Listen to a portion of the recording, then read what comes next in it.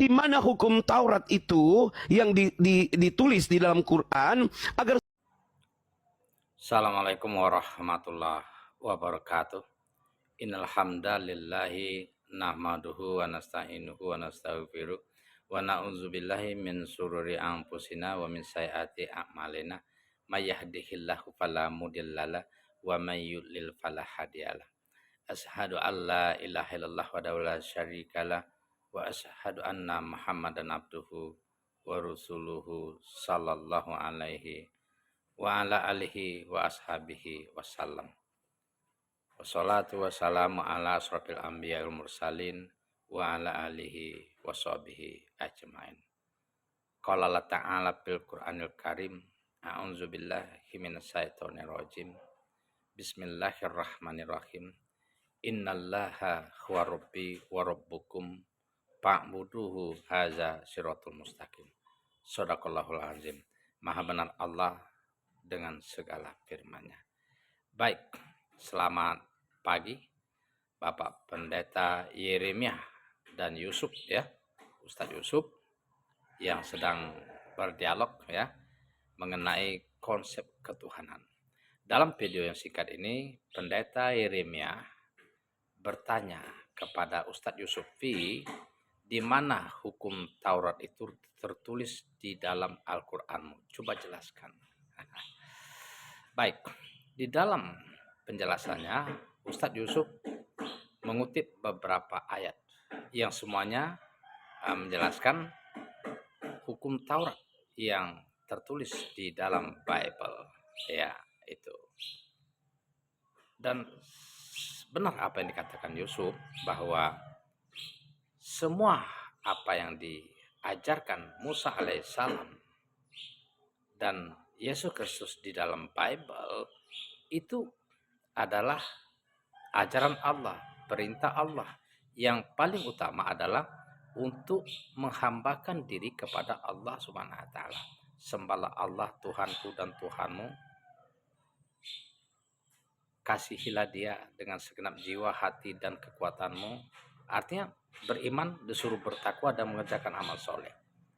Semua itu harus dilakukan dan dijelaskan di dalam Al-Quran. Berbakti kepada kedua orang tua, berlaku baik terhadap sesama, jangan menjudi, jangan berzina, jangan merampok, jangan maling, jangan mabuk, jangan makan babi, anjing dan lain sebagainya. Semua dijelaskan di dalam Al-Quran dan itu dijelaskan di dalam 10 hukum Taurat.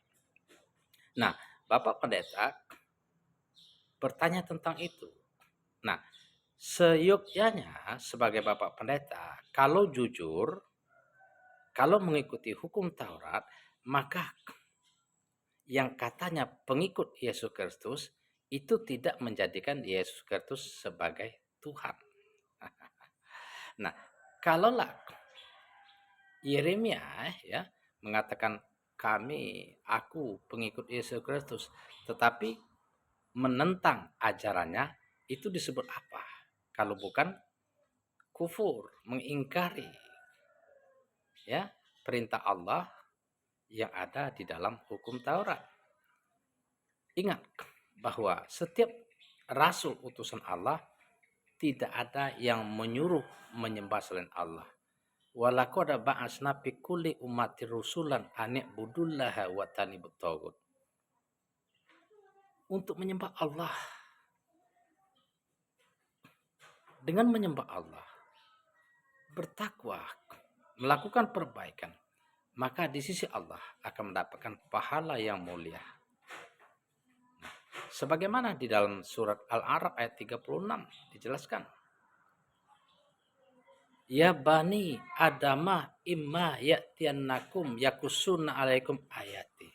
Pamanit taqwa wa aslaha fala khaufun alaihi wa lahum yahzanun. Wahai anak cucu Adam beserta keturunannya, apabila datang rasulku, kata Allah, dari kalangan kalian sendiri, menyampaikan firmanku, ayat-ayatku, agar kalian beriman kepadaku, bertakwa kepadaku, mengerjakan amal soleh, kalian ikuti ajaran rasul yang aku utus, yang menggunakan bahasa kalian sendiri agar mudah dipahami. Barang siapa di antara kalian melakukan perbaikan, maka tidak perlu takut dan khawatir terhadap muka Allah Subhanahu wa taala yang berupa ancaman dan siksa bagi orang yang mengingkari, yakni neraka jahanam. Barang siapa beriman, bertakwa dan melakukan perbaikan, maka kalianlah orang yang akan beruntung. Nah, pendeta Yeremia dan saudara kita umat Kristiani mau menjadi orang beruntung tidak? Bertakwalah, berimanlah kepada Allah Subhanahu wa taala. Ini firman Allah loh. Ya, ingat. Pertanyaan saya, apakah Bapak Pendeta dan pengikut Bapak Pendeta mengikuti ajaran Yesus Kristus dan Musa alaihissalam yang ada di dalam 10 hukum Taurat? Kalau tidak, apa alasannya? Ya, itu perlu. Nah, kata Allah apa? Di dalam ayat selanjutnya. Wallazina kazzabu bi ayatina wastakbaru anha ulaika ashabun nar hum fiha khalidun. Barang siapa menyombongkan diri terhadap ayat-ayatku, mereka sesungguhnya akan dimasukkan ke dalam neraka dan kekal di dalamnya. Ingat, ya banyak sekali ayat-ayat Allah sebagai konsekuensi manakala kita mengingkarinya. Ya, mudah-mudahan menjadi motivasi bagi kita. Sayangilah diri kita dan keluarga agar terhindar dari ancaman jilatan api neraka. Ku ampusakum wa ahlikum naron wa kuduhan nas wal hijar. Sekian, selamat siang Bapak Pendeta, dan assalamualaikum warahmatullahi wabarakatuh. Horas.